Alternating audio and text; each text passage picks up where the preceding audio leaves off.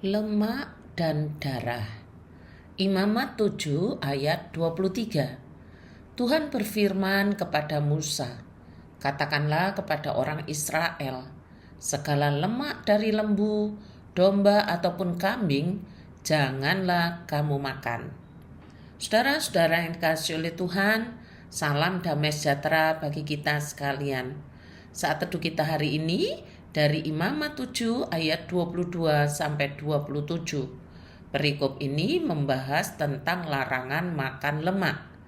Tetapi saya ingin menyampaikan ayat ini dulu.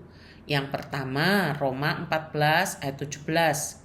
Sebab kerajaan Allah bukanlah soal makanan dan minuman, tetapi soal kebenaran, damai sejahtera, dan sukacita oleh Roh Kudus. Lalu yang kedua dari Matius 15 ayat 11. Bukan yang masuk ke dalam mulut yang menajiskan orang, melainkan yang keluar dari mulut, itulah yang menajiskan orang. Sekarang Tuhan memberi kepada Musa peraturan-peraturan ini untuk bangsa Israel. Lemak sapi, lemak domba, lemak kambing tidak boleh dimakan.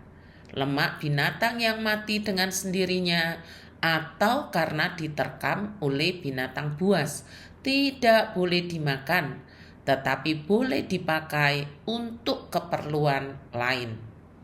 Orang yang makan lemak binatang yang bisa dipersembahkan untuk korban, maksudnya korban makanan bagi Allah, tidak lagi dianggap anggota umat Allah.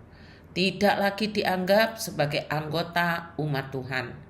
Orang Israel dimanapun ia tinggal tidak boleh makan darah burung atau darah binatang lainnya. Siapa yang melanggar peraturan itu tidak lagi dianggap sebagai anggota umat Tuhan. Bacaan hari ini berbicara tentang peraturan korban keselamatan atau korban ucapan syukur atas kebaikan Tuhan.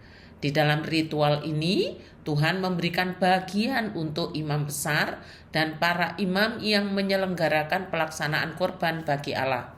Tuhan menetapkan bagian dada dan paha kanan dari persembahan haruslah disisihkan untuk Imam Harun dan anak-anaknya. Sementara lemak dari binatang yang dikorbankan tidak boleh dimakan. Lemak yang dilarang untuk dimakan adalah lemak bagian dalam. Untuk binatang domba adalah lemak di ekornya, bukan lemak yang terkandung di dalam daging yang dilarang. Bisa dikatakan paha kanan adalah daging terbaik bagi manusia, sedangkan lemak adalah bagian yang terbaik bagi Tuhan, yang ketika dibakar menjadi bau harum yang menyenangkan hati Tuhan. Larangan lemak ini bersifat khusus, tetapi larangan makan darah lebih umum dan mengikat tanpa terkecuali. Tuhan telah menetapkan darah sebagai media pendamaian. Darah adalah lambang kehidupan dan media pendamaian bagi umat manusia, sehingga darah tidak pantas untuk dimakan.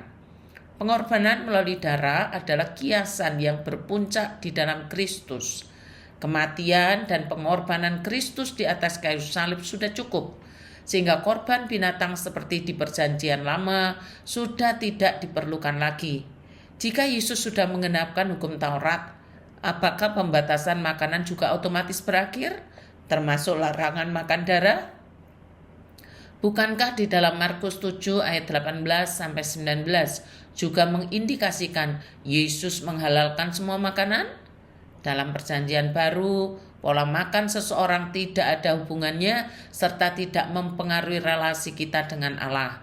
Akan tetapi, nah ini yang penting, Tuhan memberikan hikmat supaya kita menjaga tubuh kita sebagai bait Allah.